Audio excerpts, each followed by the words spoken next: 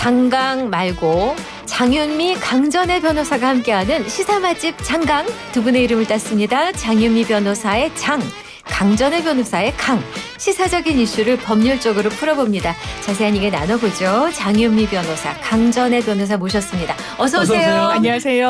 안녕하세요. 우리 네. 도도한 장강의 뒷물결 두 분이 나오셨고 도도한. 네. 아니 두 분이 저희 스튜디오 들어오실 때 한박꽃처럼 하얗게 웃고 들어오시니까 친하거든요. 너무 오늘 날씨를 보는 듯했어요. 두 분의 얼굴이 오늘 날씨를 보는 조금 듯. 아까 그 월드컵 대교를 저는 양천구에 사니까 이렇게 쫙 오는데 그렇죠. 거기 건너요. 네, 북한산 사막산. 북한산이 그렇지. 정말 너무 아름답게 그렇지. 보여져서 똑같이 나타나죠. 네, 감탄하면서 왔습니다. 맞아요.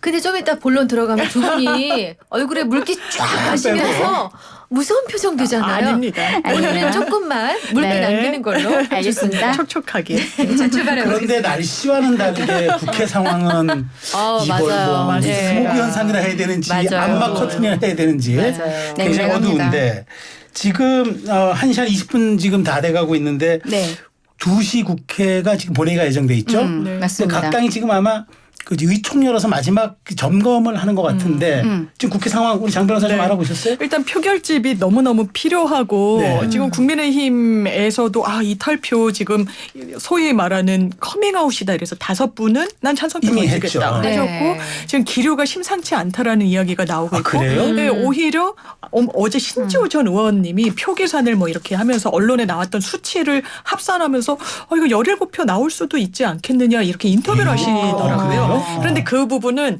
중복이 없다는 걸 이제 전제로 한 거라서 중복 없음을. 실제로 17표까지는 되지 않지 않겠느냐라는 전망이 많은 것 같지만 민주당으로서는 또 국민의힘은 오히려 민주당 이탈표 단속해야 된다 뭐 이런 이야기도 네. 하시더라고요.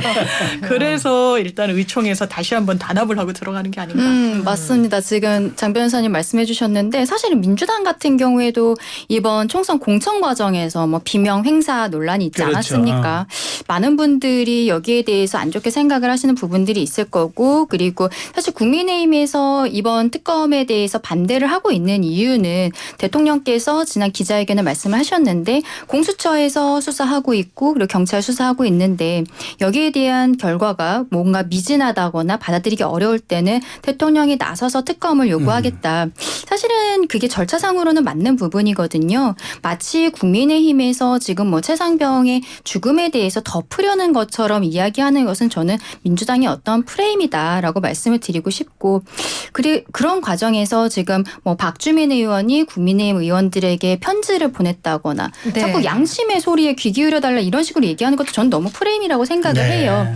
여기에 대해 근데 제가 지금 말씀드리는 부분은 민주당에서 이번에 공천 과정이나 이제 선거 과정에서 탈락하신 분들도 비슷한 생각하실 수도 있거든요. 네. 지금 민주당에서는 국민의힘도 이게 무기명으로 의결을 하게 되니까 이탈표 있지 않겠냐라고 하는 거에서 민주당 내에서도 어느 정도 가능할 수 있다 그렇게 생각을 합니다. 네. 자 그런데 이 대목에서 이제 사실 민주당이 요즘 조금 약간 역풍 맞는 것도 그런 것 같아요. 그러니까 과거에 공수처법 통과시킬 때 금태섭 의원이 당론과 다른 이제 기권표를 던졌다고 공천 배제하고 그다음에 지난해 9월 이제 이재명 대표 체포동의안 때 가결됐다고 이른바 수박색 줄여서 결국은 비명 행사로 결론이 지어진 네.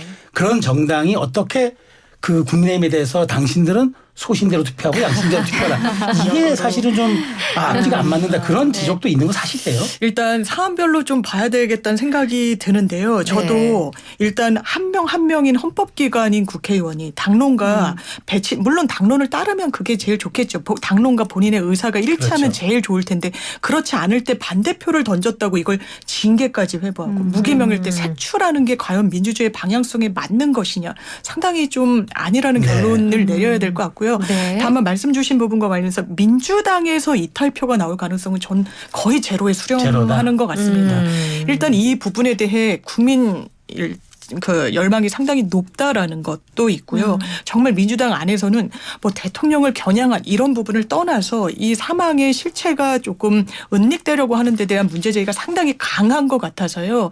이 부분과 관련해서 이제 국민의힘 의원분들께 왜냐하면 국민의힘에서도 5명이 이른바 수면 위로 올라왔다는 건 적은 수치는 아닌 것 같거든요. 네. 그렇죠. 3분의 1 가까운 거니까. 그럼 정치적인 대단히 결단을 내리신 거예요. 그리고 지금 전화 통화가 안 된다라고 하는 왜냐하면 지도부가 계속 표 단속을 위해서 그래서 전화를 전체 의원분들께 돌려보면 한 4-5분이 안 받는다라고 하니까 그렇다고 좀 하더라고요. 회피하시는 부분이 있으니까 그 부분을 조금 뭐 공약이란 표현은 그렇지만 그 부분에 좀 호소하는 전략을 민주당으로서는 세우고 있는 것 같습니다. 그럼 말씀대로라면 한 10분 가까이 나올 수 있다. 그렇죠. 그래서 10명이 바로미터라는 이야기들이 정말 많이 나오는 것 같은데요. 네. 김웅 의원이 10명도 만약에 국민의힘 내부에서 이탈표가 안 나오면 이거는 방조범을 넘어 완전 공범이라고 봐야 된다. 이렇게까지 이야기를 하시더라고요.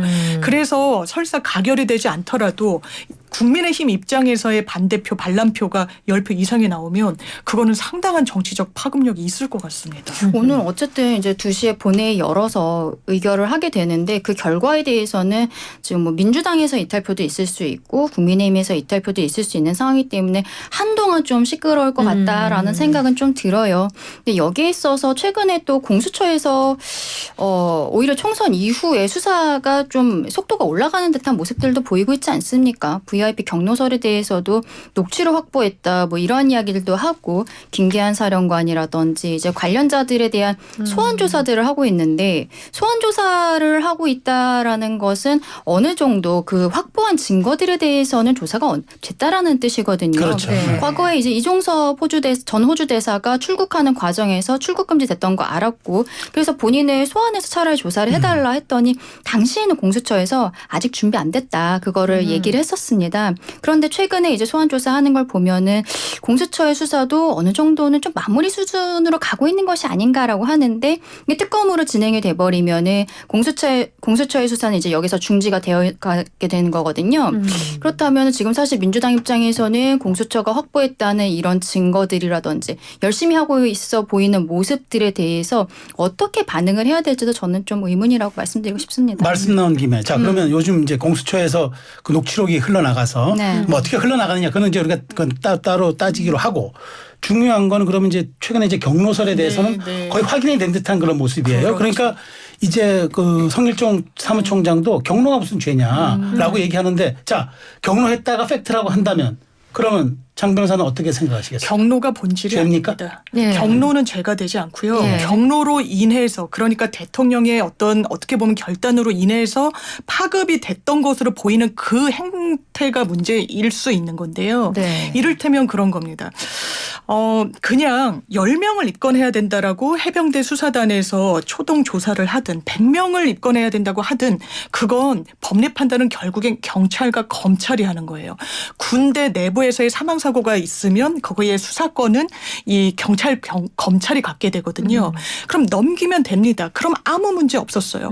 그런데 이 넘기기 전에 8명을 입건해야 된다라는 박정훈 수사단장의 수사 브리핑이 예고돼 있었고 결재 서류도 다 만들어졌었습니다. 국방부 장관이 사인을 했단 말이에요. 그리고 수사 브리핑도 2시간 전에 철회가 됐습니다. 아니 이거 왜 그렇게 됩니까? 라고 말을 했더니 김계한 사령관이 박정훈 대령에게 이른바 VIP가 경로했다.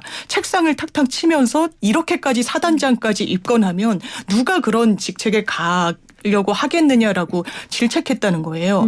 분노는 죄가 되지 않습니다. 다만 그 이후에 어떤 일이 벌어지느냐. 일단 경찰로 이첩된 이 수사 기록을요. 국방부가 무리하게 회수를 해옵니다. 그리고 무리하게 회수해오는 과정에 그 담당자가 그날 누구랑 통화하느냐. 공직기강 비서관, 대통령실의 이시원 공직기강 비서관과 통화를 해요. 공직기강 비서관은 여기에 어떤 권한도 있는 직책이 아닙니다. 대통령의 오른팔이라고 불리는 검사 출신 분이시죠. 그렇다면 수상하다는 겁니다. 왜 이 사건을 축소시키려고 한 거 아니냐. 실체에 접근하는데 이른바 국무위원회 결재까지 번복할 정도면 이건 대통령밖에 안 계시는 것이거든요. 그렇다면 이 부분에 대해 들여다보는 유효한 수단이 공수처 아니겠느냐. 공수처가요. 왜 그러냐면 아까 짚어주셨지만 수사가 어느 정도 속도를 내고 있는 것도 사실입니다. 네. 그런데 공수처는 군 관계자들에 대한 기소권이 없어요. 재판에 넘길 수 있는 권한이 없습니다. 그래서 김웅 의원이 고발사주 의혹으로 조사를 공수처에서 이건 재판에 넘겨야 되는 사안이다라고 검찰에 넘겼더니 검찰이 기소하지 않았어요. 이런 일들의 어떤 제도적인 그리고 공수처의 어떤 구조적인 한계가 있어서 그래서 특검 이야기를 하는 것 같습니다. 그런데 강 변호사님, 네. 자 그러면은 지금 이 논리가 설령 적용된다 하더라도 그 해병대 조사단은 일단 조사할 수 있는 권한이 없잖아요. 그렇죠. 그냥 2천만 하면 될 일이잖아요. 근데 거기서 경로했다는 사실 하나만으로 과연 그게 그럼 모든 것에 대한 영향을 끼쳤을까요? 거기에 대한 의문점도 있는 것 같아요. 맞습니다. 그리고 거기에 대해서 일단은 VIP 경로설이라는 이야기가 김기한 사령관의 입에서 나왔다라고 박정원 대령이 이야기를 하고 있는데 또 사실은 지난 그 기자회견 과정에서 대통령은 왜 그 위험한 상황에서 장병들을 그쪽으로 몰아세운 것이냐 여기에 대해서 화가 났었다라는 이야기들도 했었거든요. 네. 그렇다면은 지금 공수처에서는 전화 녹취 자체를 지금 확보를 했다라고 하니까 구체적인 내용은 한번 살펴봐야 될 것 같습니다. 그렇다면 이 경로라는 것이 대통령이 정말로 스스로 말씀하신 것처럼 어떤 군 장병들을 위험에 넣어서의 경로인지 아니면은 특정인을 보호하기 위한 경로인 것인지 사실 민주당에서 의심하고 있는 부분들은 그거잖아요. 그렇죠. 네. 그리고 여기에 대해서 경로를 했을 때 대통령의 경로라는 것이 대통령이 여기에 대해서 문제 제기를 했다는 뜻이고 경로라는 것은 네. 거기에 대해 이게 어떤 수사 외압으로 정말 이어진 것인가 거기에 대해서 확인을 해야 되는 것이거든요. 그래서 일단은 우리가 그 경로했다는 녹취 파일의 구체적인 내용을 지금은 알지 못하기 때문에 뭐 수사 과정은 지켜봐야겠습니다만 경로라는 것 자체로 그렇게 완전히 문제가 된다라기보다는 그것이 연결이 되어서 결국에는 외압으로 갔다라는 구체적인 증거가 나와야 될 것으로 보입니다. 자, 두 분 법률 전문가니까 요 질문 하나만 네. 또 하고 넘어갈게요. 이분. 네. 일단 최근에 이제 그 사단장이 네. 현장에 대해서 알고 있었다라는 거, 그러니까 수중수색을 알고 있었다라는 그런 정황이 나왔다는 지금 네, 보도가 네. 있어요. 네. 이 부분은 또 새로운 논점인 것 같아요. 그런데 맞습니다. 이건 맞습니다. 어떻게 보세요? 이게 법리 때문에 그런 건데요. 업무상 과실치상할 때 네. 유무죄를 갈랐던 것 중에 하나는 왜냐하면 완전 실무자들이 현장에 있는 거잖아요. 이를테면 뭐 건물이 무너졌다 이러면 처벌 범위를 위에 어디까지 하느냐가 상당히 중요한 거예요. 근데 현장에 나가지 않았다는 이유로 이른바 위에 간부들은 또 면책이 되고 이랬던 판례들이 있습니다. 그렇기 때문에 그 상황의 위험한 정도를 인지하지 못했으면 위에 사람은 그 현장의 상황은 보고 제대로 못 받았을 수도 있는데 법적인 책임까지 부담시키는 건 상당히 좀 불합리할 수 있잖아요. 단순히 윗선이라고 물론 정치적 책임은 질 수 있지만 법적 책임까지 지는 건 아주 그 구성 요건이 탄탄하게 들어맞아야 되는 문제니까요. 그런데 임성근 사단장이 그 상황을 제대로 보고받지 못해서 만약에 강행을 시켰다면 다른 문제인데 그 상황에서 지금 장병들이 제대로 안전장치를 못했고 물살이 뭐 세고 깊고 그래서 위험할 수 있다라는 보고를 받고 그 현장 상황을 현장에 나가지 않았더라도 인지하고 있었다면 무리하게 명령을 내렸을 때 장병이 다치거나 사망할 수도 있겠구나라는 인지를 했다고 객관적으로 보는 문제 때문에 아마 그 당시 상황과 관련한 통화 녹취, 육성 그리고 그 명령을 받은 이런 그 밑에 직급의 군인들의 또 통화 내역 같은 게 그런 네. 의미에서 중요한 것 같습니다. 그렇죠. 지금 이제 장 변호사님은 명령이라고 표현을 하셨는데 네. 사실 당사자 입장에서는 명령이 아니라 물어보길래 단순한 의견을 전달한 것이다라는 이야기들도 하고 있거든요. 네. 의견 제시라고 그러더라고요. 예, 그렇게 이야기를 하고 있는데 또 현실적으로 우리가 일반인의 입장에서 봤을 때는 군에서 특히 네. 군에서 위에 사람이 의견을 준 것을 아랫 사람이 정말로 우리가 친구들끼리 의견처럼 그냥 듣고서는 본인 스스로 판단을 할 수 있을 것인가 아니면 어떤 압력으로서 네. 명령으로서 네. 실질적으로 네. 받아들였을 것인가 네. 그 부분도 좀 살펴봐야 될 것으로 보입니다. 자, 그 범야권은 최상병 특검법에 대해 장외 집회를 이어가는데요. 최상병 특검법이 만약에 부결됐다? 전국 전망을 좀 해볼까요? 네. 오늘 한 조간에서 이렇게 제목을 달았더라고요. 만약에 부결되면 역풍, 가결되면 레임덕. 이렇게 했더라고요. 근데 가결되면 아무래도 대통령이 한번 거부권 행사했던 법률안이기 때문에 대통령의 정치적 입지는 상당히 줄어들 수밖에 없을 겁니다. 네. 왜냐하면 국민의힘에서조차 일단 반대 여론이 대통령의 뜻과는 반대 여론이 많았다라는 것이니까요. 네. 그럼에도 불구하고 이 최상병 특검과 관련해서는 왜 특검 정국이 좀 불붙게 됐느냐. 이게 대통령께서 좀 뭐랄까요. 이런 상황을 좀 초래하신 측면이 있는 것 같아요. 그냥 차라리 수사에 맡겨뒀으면 여기까지 안 나왔을 텐데 갑자기 이종섭 전 국방부 장관을 어떻게 보면 급에 맞지 않게 왜냐하면 장관이 호주 대사로 가는 전례는 없다고 하더라고요. 대사는 한 1급 정도라고 하더라고요. 네. 그래서 이렇게 낮춰가면서까지 왜 굳이 이런 임명을 강행했느냐는 물음표가 상당히 쳐졌던 겁니다. 그 당시에 출국 금지 되시기도 했었고 뭐 이런 이슈까지 더해져서 이걸 뭔가 실체에 접근하는 거에 제동을 걸려는 거 아니냐 이런 상황에서 특검 정국이 또 무르익은 부분이 있거든요. 네. 그래서 10표 정도만 또 국민의힘에서 반란표가 나와도 대통령으로서는 상당히 부담이 되실 것 같습니다. 지금 상황에 있어서는 네. 뭐 오늘 부결이 될 걸로 예상은 하고 있지만 또 사실 어떻게 될지 그렇죠, 모르는 그렇죠. 것이죠. 가결이 되든 부결이 되든 전국은 뭐 혼란 속으로 들어가는 것은 당연할 것이라고 생각을 하는데요. 만약에 부결이 된다라고 했을 때 지금 국민의힘 입장에서는 그것이 있습니다. 당론으로 이거를 반대를 정했다라는 것은 국민의힘에서 배출한 대통령 스스로 기자회견에 있어서 지금 현재로서의 그 특검안을 왜 받지 못하는 것인지에 대해서 구체적으로 소명을 했거든요. 네.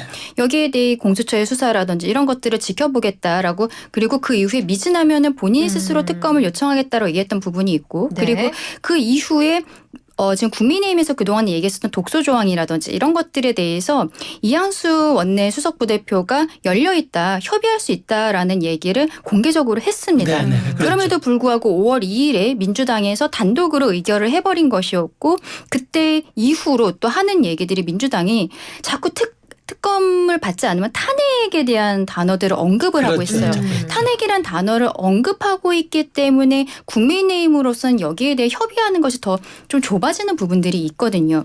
그런데 오늘 만약에 부결이 된다고 했을 때 22대 국회가 5월 30일에 시작을 하는데 첫 번째 법안으로서 다시 올리겠다라고 민주당은 하고 네, 있거든요. 그렇죠. 저는 그렇게 할 것이라고 생각을 합니다.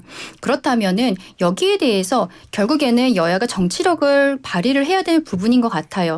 기본적으로 국민의 입장에서는 당론 자체를 바꾸기는 현재로서는 어렵습니다. 일단은 당정 간의 협의를 먼저 해야 되는 것이죠. 대통령이 해놓은 이야기들이 있기 때문에 그렇다면은 여기에 있어서 지금 국민의힘의 지도부 지금 현재로서는 황우여 비대위원장이 해야 될 것으로 보이는데 네. 아니면 원내대표단이라든지 대통령과 여기에 대해서 이야기를 하고 협의점을 찾을 수 있는 부분에 대해 이야기를 나눈 이후에 22대 국회가 시작을 하면 여야 간에 좀 대화를 하면서 처리를 해야 되지 않을까? 그리고 민주당에서 계속적으로 탄핵이란 단어들을 언급하는 것에 대해서도 좀 자제해야 되는 상황이 아닐까라는 생각도 하고 있습니다. 아니 알겠습니다. 그래서 그런지 탄핵 얘기가 좀 줄었어요 최근에. 좀 그런 말하는 그쵸? 것을 왜냐하면 민주당이 네. 공개적으로 당론으로까지 민주당의 공식 입장으로 탄핵을 언급한 적은 없습니다. 워낙에 엄중한 단어이기도 하고요.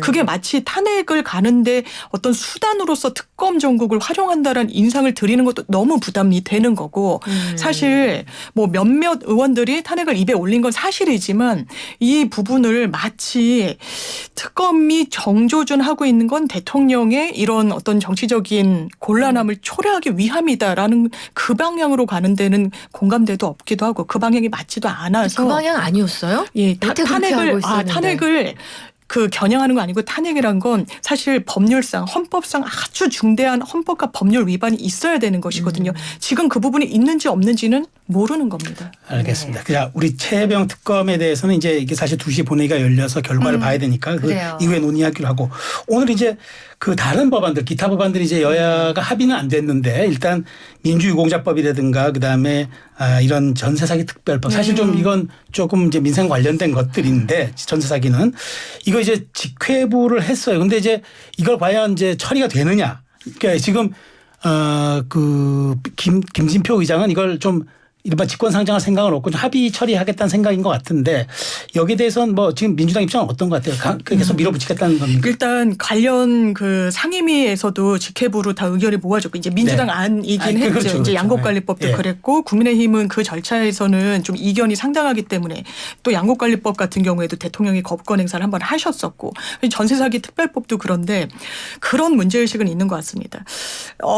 전세사기 특별법도 민주당의 일단 그 안을 보면 먼저 빨리 선제적으로 조치를 하고 후 이제 그 방안을 마련하자는 건데 이 부분도 국토교통부에서는 예산이 상당히 많이 들어간다는 이유로 굉장히 난색을 표했어요. 근데 이제 민주당 차원에서 다시 이걸 추계를 내봤을 때는 그 관련 그 부처에서 낸 그런 예산에는 못 미친다는 거고요. 그리고 최근에도 전세 사기 특별법 마련되기 이전에 또 극단적인 선택하신 분들이 지방에서 또 나오시기도 해서 이건 더 이상 지체할 수 없다라는 문제의식이 상당히 강력한 것 같고 양곡관리법도 사실 이 쌀이라는 건 어떤 그냥 양곡에 머무는 게 아니라 우리 식량 안보랑도 너무나 연계가 되다 보니까 이 부분과 관련해서 입법적인 지원책을 마련해 줘야 되고 이 부분에 대해서 논의가 무르익었다는 게 민주당의 입장인 것으로 알고 있습니다. 근데 여기에 있어서는 지금 뭐 장 변호사님도 짚어주셨지만 결국에는 재정 투입에 대해서 우리가 여력이 있느냐 그것이 문제인 것이죠. 네. 전세 사기 특별법에 대해서도 이게 어떤 특히 좀 사회 초년생들이 피해자로서 굉장히 많이 들어있는데 안타까운 부분에 있어서는 모두가 여야가 같은 마음일 것입니다. 하지만 여기에 대해서 선지원을 한다는 것이 정말로 거대한 그 재정의 투입이 돼야 되는 부분들 그리고 회수가 과연 어디까지 가능하게 될지도 지금 정확히 알 수 없는 부분들이 있는데 그걸 세수로 감당을 하는 것이 맞는지 좀 그 부분에 대해서 의문이 있는 것이고 양곡관리법에 있어서도 여기에 뭐 특정 곡물에 대해서만 지금 이런 것들을 진행을 하겠다는 거잖아요. 근데 양곡관리법이나 뭐 방송산법, 노란봉투법 이런 것들은 과거에 민주당이 본인들이 이제 정권을 갖고 있을 때 문재인 정부 때도 다 통과시킬 수 있는 법안들이었어요. 네. 그런데 그때 내부적으로 여기에 대해 문제가 있다라는 판단 하에 당시에는 통과시키지 않았었는데 윤석열 정부 들어서 또 갑작스럽게 민생이 걸려 있다라고 저도 볼 수는 있을 것 같은데 이걸 가지고 나온다는 거는 저는 좀 비겁하다. 본인들이 할 수 있을 때는 하지 않고 여기에 대해서 대통령이 제2요구권을 행사하는 것에 있어서 자꾸 불통 프레임을 씌우는 이런 형태로 쓰고 있는 것이 아니라 네, 저는 정쟁화시키고 있다라고 생각을 해요. 네. 지금 국회에서 계류되고 있는 법안들이 이것뿐만이 아니라 뭐 방준위법이라든지 구하라법이라든지 여러 가지들이 그렇죠. 있습니다. 그런데 여기에 있어서는 사실은 지금 국민의힘이 최혜병 특검과 관련해 갖고는 상임위에서도 올스톱돼 있는 상황이기 때문에 진행이 되고 있지 않은 것도 맞아요.